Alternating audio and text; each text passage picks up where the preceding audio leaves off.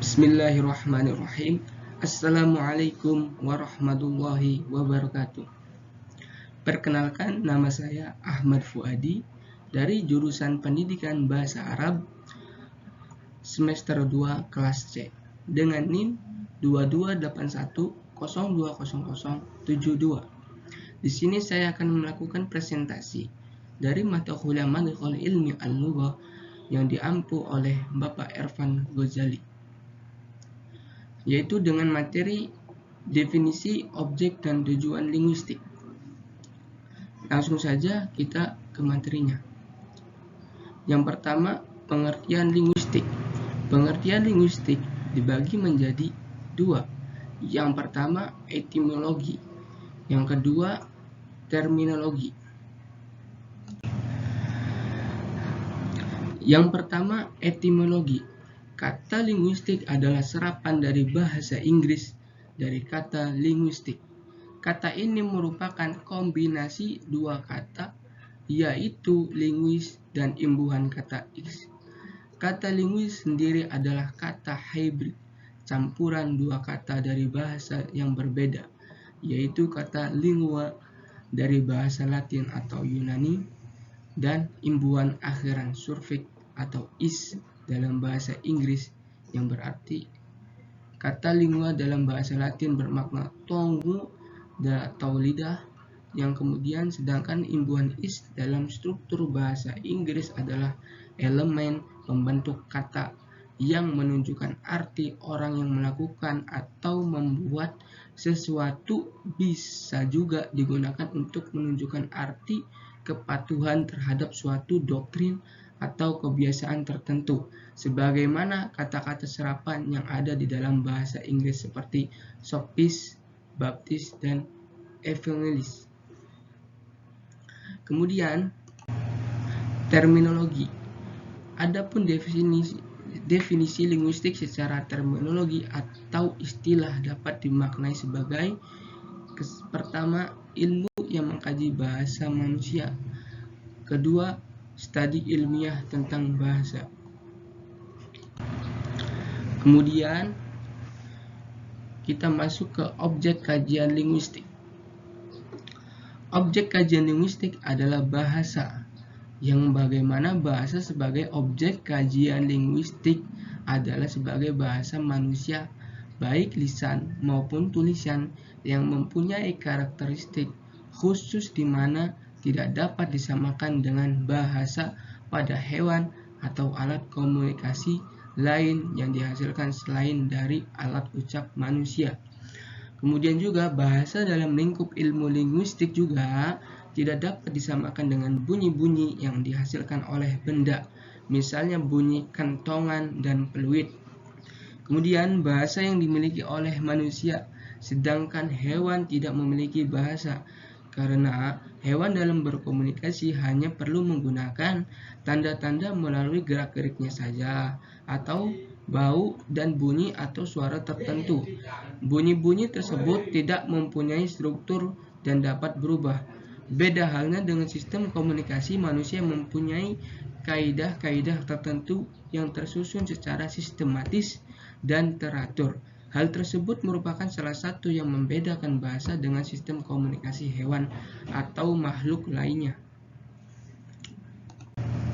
Kemudian, objek linguistik juga meliputi bahasa pada manusia mempunyai ciri-ciri khusus lainnya, yaitu ciri khusus tersebut diuraikan oleh Abdul Khair sebagai berikut. Yang pertama, bahasa mempunyai bunyi-bunyi konsonan dan vokal auditif. Berbeda dengan bunyi-bunyi yang dihasilkan hewan yang hanya bisa didengar tetapi tidak mempunyai bunyi-bunyi vokal dan konsonan yang bermakna. Yang kedua, bahasa mempunyai spesialisasi, yaitu manusia dapat berkomunikasi tanpa perlu menggunakan gerakan-gerakan fisik untuk mendukung pembicaraan. Yang ketiga, bunyi-bunyi bahasa mempunyai makna mengacu pada objek tertentu. Kemudian yang keempat, bahasa dapat disegmentasikan ke dalam unit-unit satuan. Dari segi bunyi, fonologi terdapat pembagian fonetik dan fonemik. Dari segi pembentukan kata, yaitu morfologi, terdapat morf dan morfem dan segmentasi-segmentasi lain yang dapat dijelaskan secara teoritis. Kemudian yang kelima, bahasa mempunyai tujuan tentang topik yang sedang dibicarakan. Artinya, manusia dapat juga menggunakan bahasa untuk membicarakan sesuatu yang telah berlalu, yang sedang dialami, yang akan datang, atau sesuatu yang berada di tempat yang berbeda. Dengan kata lain, bahasa dapat mengekspresikan hal tanpa batas ruang, jarak, dan waktu. Selain itu, karena mempunyai fungsi ekspresif, manusia bahkan dapat mengungkapkan sesuatu yang bersifat khayal. Yang keenam, bahasa dapat dipelajari karena bersifat sistematis, berkaidah, dan teratur. Hal tersebut juga memungkinkan semua bahasa manusia di dunia ini dapat dipelajari dan dilafalkan. Yang ketujuh, bahasa dapat digunakan untuk menjelaskan bahasa. Artinya, manusia dapat belajar bahasa menggunakan bahasa sebagai medium penyampaian penjelasan dalam pembelajaran. Terus, tujuan linguistik. Linguistik ini juga memiliki tujuan umum sebagaimana ilmu lainnya, yaitu membuat manusia lebih mengenal fitrah dirinya serta dapat meningkatkan kualitas kehidupannya melalui pengetahuan yang ia peroleh. Akan tetapi, secara khusus, linguistik berdasarkan objek ilmu memiliki 3 tujuan, yang teoritis, praktis, dan estetis. Tujuan teoritis. Linguistik secara teoritis bertujuan memperoleh pemahaman yang selengkapnya tentang gejala bahasa secara umum melalui proses observasi dan penalaran ilmiah yang dimaksudkan untuk mendeskripsikan dan mengklasifikasi aturan atau kaidah-kaidah sistem bahasa dan penggunaannya. Yang kedua, tujuan praktis. Secara kebahasaan, linguistik bertujuan membantu dalam pelaksanaan tugas yang cara berkomunikasi yang baik menggunakan tuturan dan tulisan melalui pemilihan kata tepat berdasarkan konteks budaya, psikologis, dan masyarakat dan karakter mitra bicara.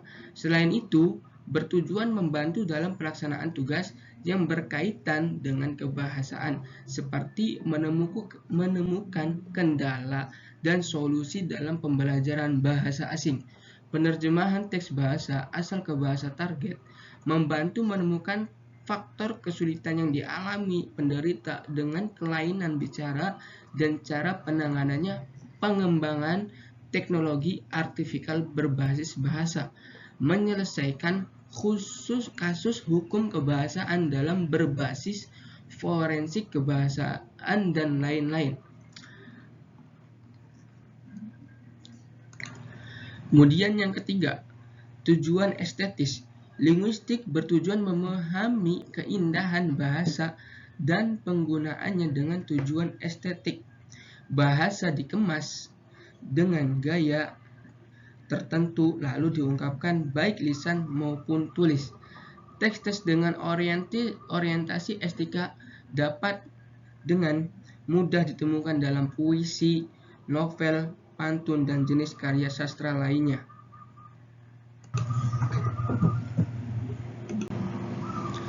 Kemudian dalam definisi linguistik juga ada yang namanya wilayah kajian ilmu linguistik dan cabang ilmunya.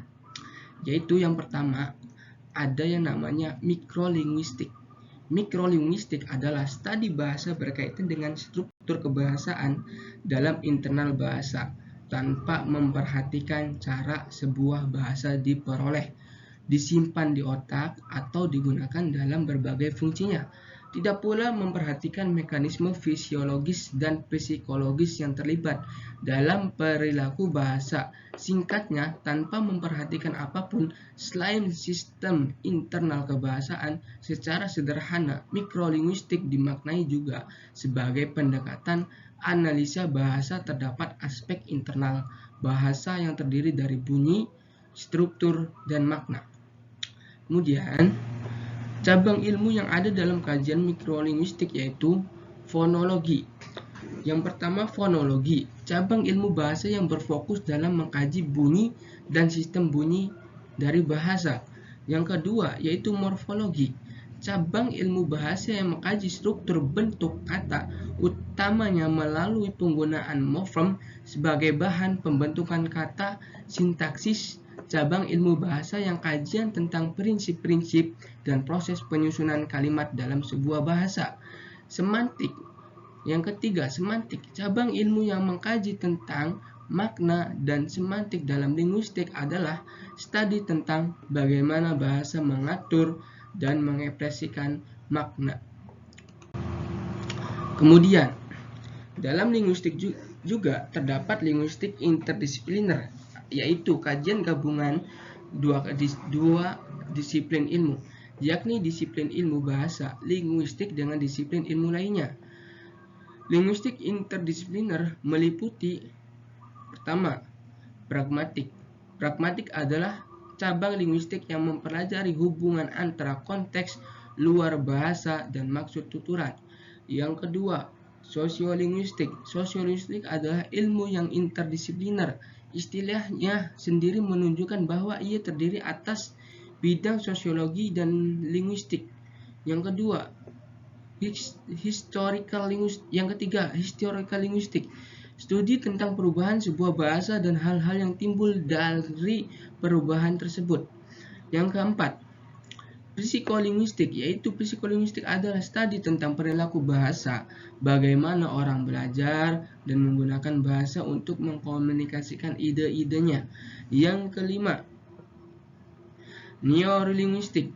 Neurolinguistik adalah sebagai studi yang mengkaji hubungan antara bahasa dan otak. Kemudian yang keenam, yaitu antropolinguistik, atau disebut juga etnolinguistik, merupakan cabang linguistik yang menelaah hubungan antara bahasa dan budaya, terutama untuk mengamati bagaimana bahasa ini digunakan atau bahasa itu digunakan sehari-hari sebagai alat dalam tindakan bermasyarakat. Kemudian yang ketujuh, linguistik komputasi. Linguistik komputasi merupakan studi ilmiah tentang bahasa dari perspektif komputer. Yang kedelapan, stilistika, yaitu adalah ilmu yang mengkaji mediator antara disiplin ilmu linguistik dan kritik sastra. Stilistik memediasi antara disiplin linguistik dan kritik sastra.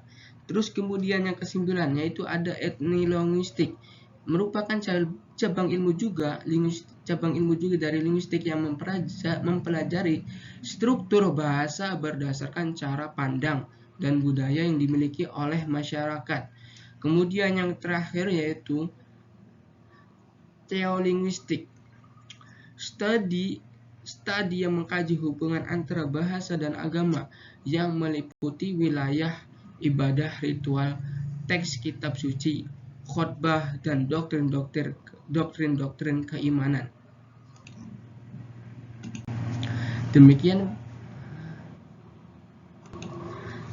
Demikian presentasi yang saya dapat sampaikan. Mohon maaf jika ada kekurangannya.